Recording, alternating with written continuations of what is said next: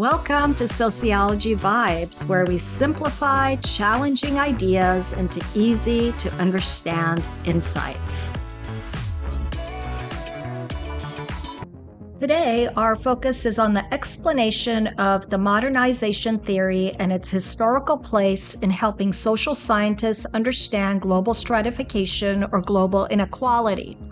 Modernization theory was developed in the 1950s by economist Walt Whitman Rostow, who believed that countries develop by moving from traditional societies to modern industrialized ones.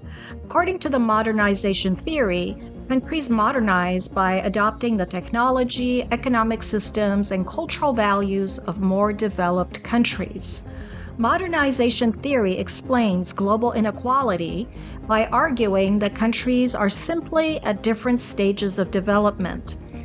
Poor countries are still in earlier stages and need time, investment, and modernization to catch up to wealthier countries who are more modernized and have already passed through previous development stages. Rostow outlined 5 stages that countries pass through to become modernized. Stage 1. Countries start as traditional societies with limited technologies and agricultural economies, where people only produce just enough to survive. Stage 2. This stage includes preconditions for takeoff, where a country begins to invest in infrastructure, education, and new values and ideas, preparing for economic growth. Stage 3, also known as takeoff, this is when industrialization begins and the economy starts to grow rapidly through increased production and investment. Stage 4, country is now in a drive to maturity, and technology spreads across industries, the economy becomes more diverse, and living standards improve. Stage 5, this is the age of high mass consumption, and people have higher incomes and can afford goods and services beyond basic needs, shifting the focus toward comfort, consumer products, and overall quality of life. The criticism of this theory by sociologists is that it's biased because it assumes that Western countries represent the ideal or the right path to development.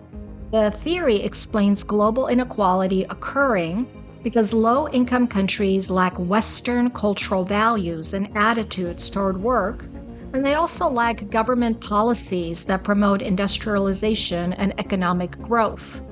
Critics say it ignores power and history. Many poor countries were colonized, their resources stolen, governments disrupted, and their people exploited.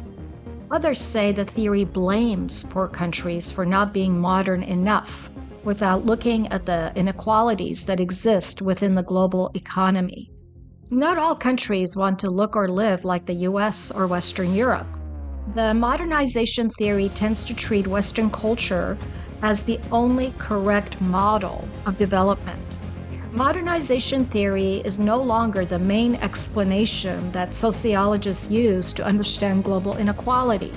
While it helped shape early thinking about a country's modernization, many sociologists now critique it for overlooking power, history, and global relationships. These critiques help us ask questions such as who decides what progress looks like, and how does history and power shape the trajectories of countries around the globe?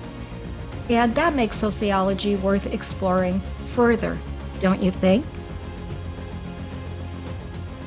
Thank you for watching. Be sure to comment below with your thoughts, questions, or any topics you'd like us to explore next. Let's keep the conversation going and our community growing. See you in the next Sociology Vibes video.